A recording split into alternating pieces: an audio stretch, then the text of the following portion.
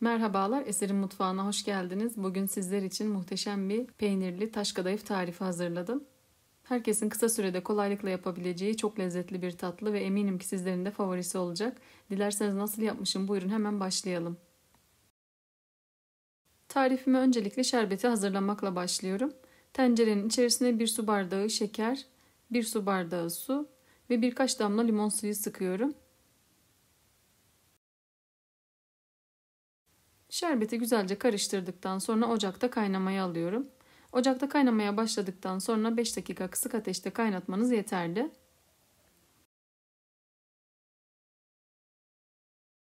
Beş dakika kaynattıktan sonra ocaktan aldım ve ılıması için kenara alıyorum. Taş kadayıf hamuru için kabımın içerisine 1 yemek kaşığı şeker, 1 çay kaşığı kuru maya ve 1 su bardağı ılık su ekliyorum. Şeker eriyinceye kadar karıştırıyorum. Burada kullanmış olduğunuz su mutlaka ılık olsun.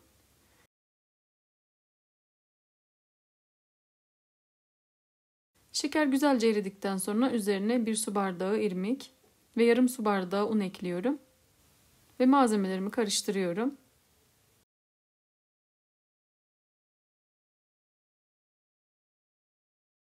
Malzemeleri bir miktar karıştırdıktan sonra üzerine yarım silme çay kaşığı tuz, yarım silme çay kaşığı kabartma tozu ve yarım silme çay kaşığı karbonat ekliyorum.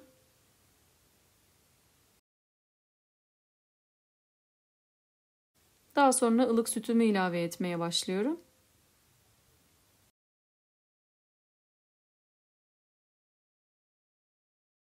Kıvamına göre sütün tamamını ekledim. Gördüğünüz gibi kıvamı bu şekilde oluyor. Malzemeleri çırpıcı yardımıyla güzelce karıştırdıktan sonra mikser yardımıyla pütürtü kalmayacak şekilde güzelce parçalıyorum.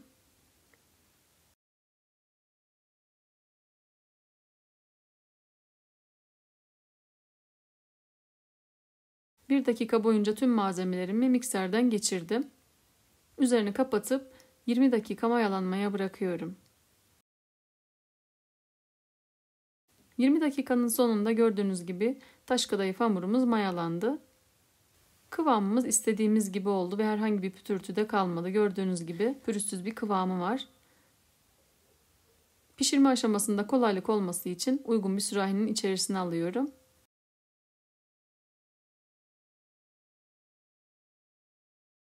Taş kadayıf hamurumuz hazır. Hemen pişirme aşamasına geçiyorum. Isınmış olan tavanın içerisine bir miktar taş kadayıf hamurundan döküyorum ve her tarafına güzelce yayıyorum. Pişirme aşamamızda tavamızın tamamen ısınmış olmasına dikkat edelim. Ve çok kısık olmayacak şekilde orta ateşte pişirelim. Üzerindeki nem kuruduktan sonra hemen ocaktan alıyorum. Taş kadayıfı tavadan aldıktan sonra hemen temiz bir bezin üzerine koyuyorum ki yumuşasın. Hamurların tamamı bitene kadar aynı şekilde pişiriyorum.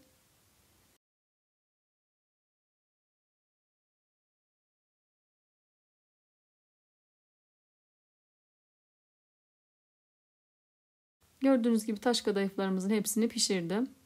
Tava boyutunda olduğu için 4 tane çıktı. Bir tanesi küçük boy oldu. Sizler de tavanızın ebatına göre pişirebilirsiniz.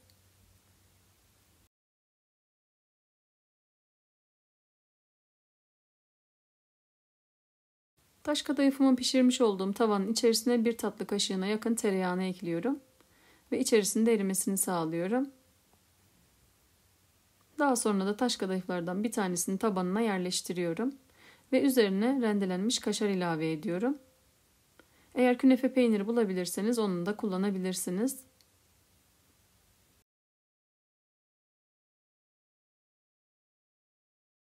Bu işlemleri yaparken taş kadayıfınızın tamamen soğumuş olması önemli. Kaşar peynirini ekledikten sonra üzerine ikinci taş kadayıfımı da kapatıyorum. Ve kenarlarından peynirin akmaması için sıkıca bastırıyorum.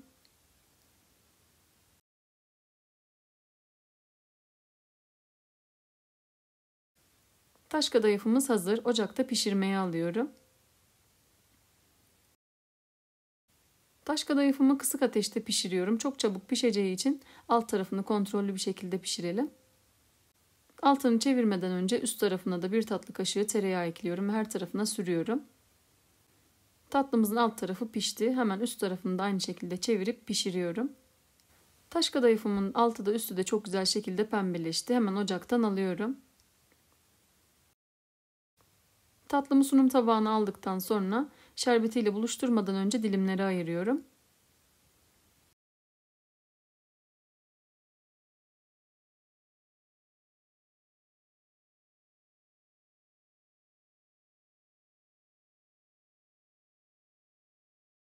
Daha sonra da sıcak tatlıya ılımış olan şerbetini gezdiriyorum. Şerbetin tamamını verelim ki tatlımızın tadı yerinde olsun.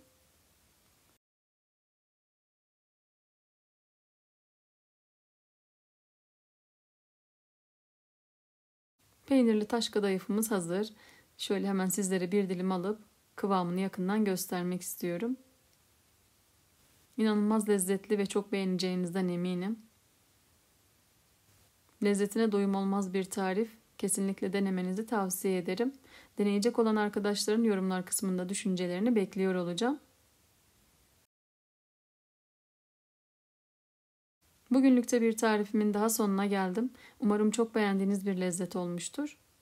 Tarifimi beğendiyseniz beğenmeyi, kanalıma hala abone değilseniz abone olmayı unutmayın lütfen. Tariflerimi görmesini istediğiniz arkadaşlarınızla paylaşabilirsiniz. Bildirim zilini aktifleştirerek paylaşımlarımdan anında haberdar olabilirsiniz. Farklı ve lezzetli tariflerde görüşmek üzere. Kendinize çok iyi bakın. Hoşça kalın.